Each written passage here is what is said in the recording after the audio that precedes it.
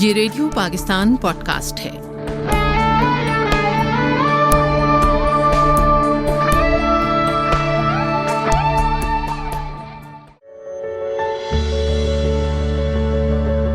Industrialisation کے عروج کے بعد تمام سائنسز نے اپنا رخ اس طرف موڑا کہ کیسے وہ انڈسٹریلائزیشن کے پروسیس کو مدد دے سکتے ہیں۔ انڈسٹریلائزیشن اگر ہم صحیح معنوں میں دیکھیں تو ایک ماڈرنٹی کا پروجیکٹ بھی نظر آتا ہے، جس میں ہماری زندگی میں ایک جگہ سے دوسری جگہ جانا، بات کرنا، ڈیٹا بھیجنا، گفتگو کرنا، اس سب کو بہت تیز کر دیا گیا، اور ساری کی ساری دنیا کی جو سائنسز ہیں، خواہ وہ میکینیکل انجینئرنگ ہے، الیکٹریکل انجینئرنگ ہے، وہ انڈسٹریلائزیشن کے پروسیس کو تیز کرتی چلی گئیں۔ مینجمنٹ سائنس اور سوشل سائنس بھی کچھ پیچھے نہ رکیں۔ ہم نے دیکھا کہ مینجمنٹ سائنس کا عروج جب آیا تو وہ اسمبلی لائن کے اوپر لوگوں کی ایفیشنسی اور افیکٹونیس کو بہتر کرنے کے لیے جو تھیوریز تھیں ان سے شروع ہوا۔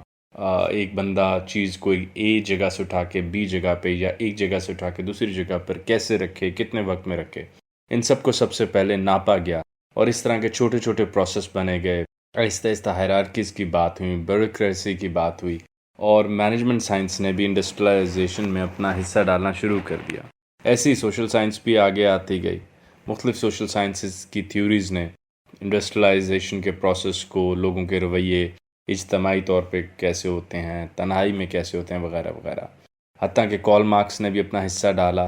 اگر اس نے کنسٹرکٹ نہیں کیا تو کچھ ڈی کنسٹرکٹ کیا، اور اس نے تنقید کی انڈسٹریلائزیشن کے پروسیس پر، خصوصاً جب وہ سرمایہ دارانہ نظام کے نیچے چلتا ہے، کہ کیسے وہ جو ہمارے ورکرز ہیں یا پرولٹریٹس ہیں یا مزدور ہیں، ان میں کیسے ایک اجنبیت پیدا کرتا ہے، ان میں ایک ایلینیشن پیدا کرتا ہے۔ وہ سارے پروسیس سے جو انڈسٹریلائزیشن کا ہے، وہ جو چیزیں بن رہی ہیں وہ اس کو استعمال نہیں کر سکتے، اور وہ بالکل اجنبی ہیں وہاں پر، اور وہ اپنی زندگی کے سب سے اہم ایسنس، انسانیت، زندگی خواہشات سے دور ہیں۔ مگر ہم نے آہستہ آہستہ دیکھا کہ مختلف ملکوں نے انڈسٹریلائزیشن کے پروسیس کے بعد اپنے اپنے ملک کے مطابق مینجمنٹ سائنسز کو ارینج کیا۔ ہمارے پاس چائنا کی مثال ہے، ہمارے پاس ایشیا کے مختلف ممالک کی مثال ہے، حتیٰ کہ معیشت والے کلچر کے رل میں کنفیوشنزم کو بھی اسٹڈی کرتے ہیں کہ اس کی بہت بڑی اہمیت ہے، جس کی وجہ سے جاپان یا چائنا نے پوری دنیا میں ایک معاشی انقلاب لے آئے۔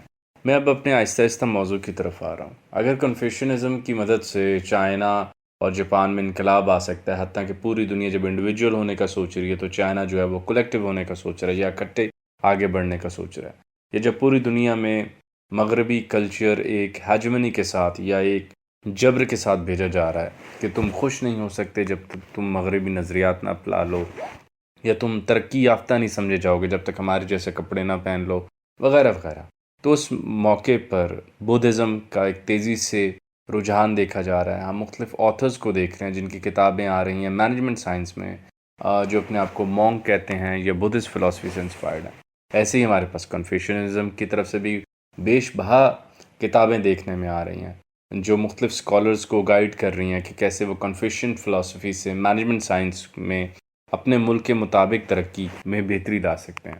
اگر ہم اس سے بھی آگے جائیں تو پچھلے دنوں مجھے کتاب پڑھنے کا موقع ملا، Bhagavad Gita for effective leadership, یعنی کہ اب وہ بھگوت گیتا جیسے ٹیکسٹ کو بھی اس میں سے لیڈرشپ لیسنز نکال رہے ہیں۔ ہماری پوڈ کاسٹ کا جو سلسلہ ہے وہ ڈاکٹر علامہ محمد اقبال کے فلسفے اور شاعری سے ہے۔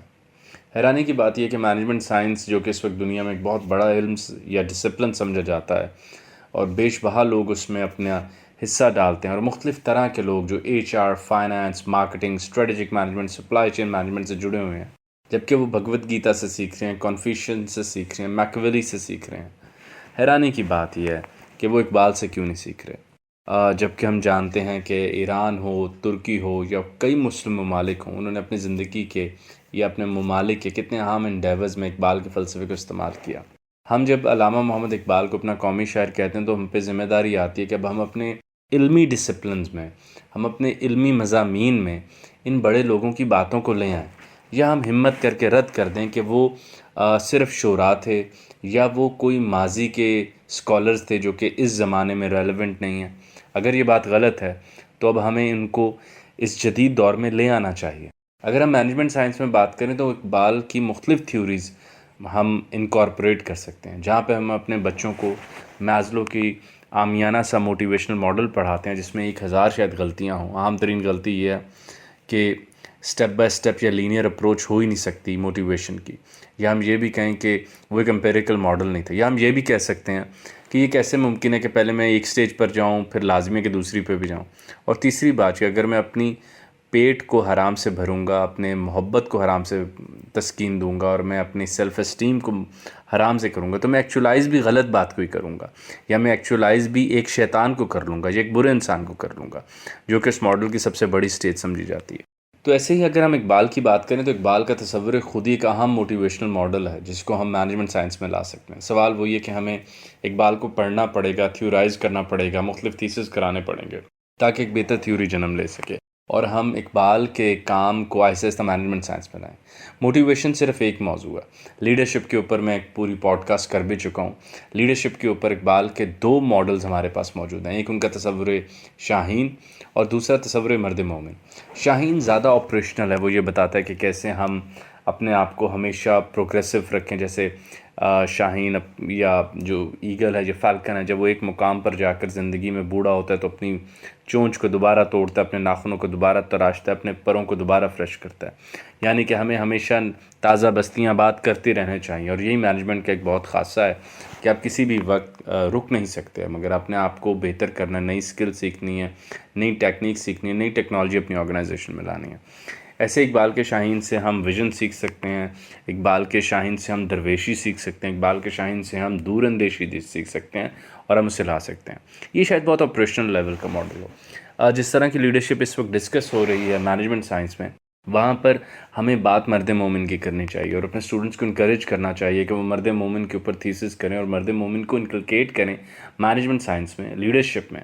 फ़कत मैनेजमेंट साइंस नहीं, लीडरशिप अब ख़ुद भी एक अलहदा सब्जेक्ट की तरह आगे आ रहा है। उसमें हम अल्लामा मोहम्मद इकबाल के मस्जिद कुर्तबा में जो अशार हैं जो कि प्रिसाइजली मर्द मोमिन को एक्सप्लेन करते हैं, उन्हें ले सकते हैं। या हम एक कंटेंट एनालिसिस कर सकते हैं इकबाल की शायरी में मुख्तलिफ़ किस्म की अशार में जहाँ बेहतरीन लीडर का तस्वुर है, उसको उन अशार को लें और देखें इकबाल ने किन वस्फ़ के ऊपर हमारे साथ बात की है।